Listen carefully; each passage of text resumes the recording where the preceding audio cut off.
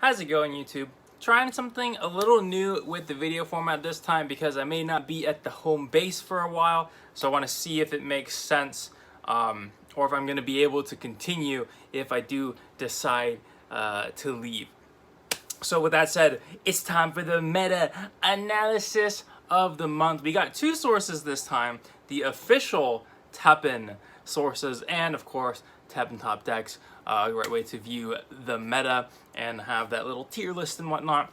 So mostly we're going to focus on the official results this time around, but I did want to touch on Teppen top decks for a bit. Black is the most dominant color by far, like 40%. It's insane. And even though I would consider purple to be one of the top decks, at least from Teppen top decks, it seems that it's not that popular, and this could be a lack of data, which is why I'm leaning more towards Teppen official results for this month.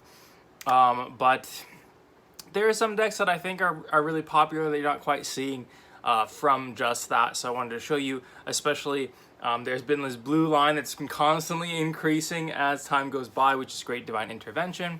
I still think antibody activation is a very good deck, but for some reason, even though not much has changed in terms of what cards are out, it's kind of fallen off in popularity as compared to a lot of these new black decks showing up and running the town.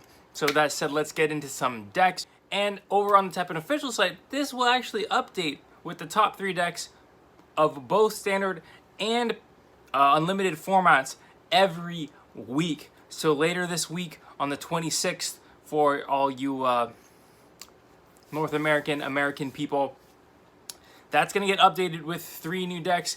It might change, it might not, we'll find out. But the decks I'm about to show you are going to be from both last week's and this week's, and then who knows what the upcoming weeks will be. But the first deck,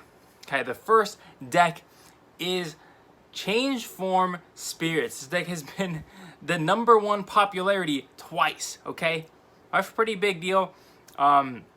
It's a pretty sick deck. I started playing it because I want to make a full-on deck profile on it. And this deck is absolutely fantastic, right? You just play Spirits. You got Change Form, which lets you just blow up value on your Spirits. And Spirits are so good. You've got the action that puts 2 in your EX pocket, so you're just getting them. It's so easy to get that max value out of Change Form.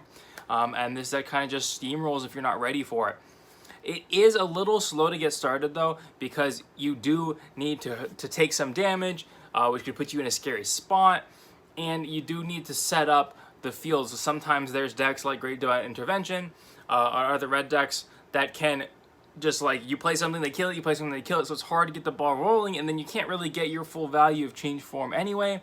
Or they use Great Divine Intervention, it's whoop, and all your field's gone, you can't bring it back. It sucks. So there are some weaknesses. It's definitely not the cream of the crop, but it is very popular because it was twice the most popular deck according to official Teppen. We've also got 2 Wesker decks. One is going to be Uroboros, a spirit variant as well, which I kind of champion. I think I'm pretty happy to see that going around because I think that is a fantastic way to play the deck. You just get so much value off reviving the Spider Queen and having it bring back the powerful 5-cost spirits. And I really like that deck, so I'm excited and I'm happy to see that it's doing pretty well. The other deck is Bringer of Nightmares. This deck has been slowly creeping its way up in popularity. And some people would actually consider it one of the top 3 decks of this meta. Very, very strong deck. Just being able to recycle your units with the Bringer of Nightmares, the Revenge, getting that Wesker card, the 3/4 that makes another one. Just so much value. It's really hard for people to keep up.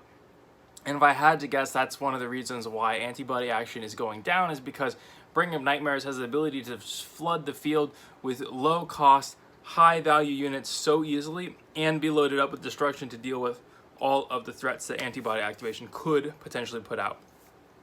So next we have the purple decks.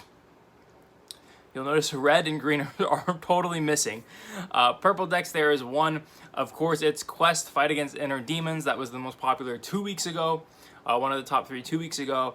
And this deck just does it all. You got removal, you got buffs, you got damage, you got cheap units that are effective it does it all. It's a very versatile deck, very strong.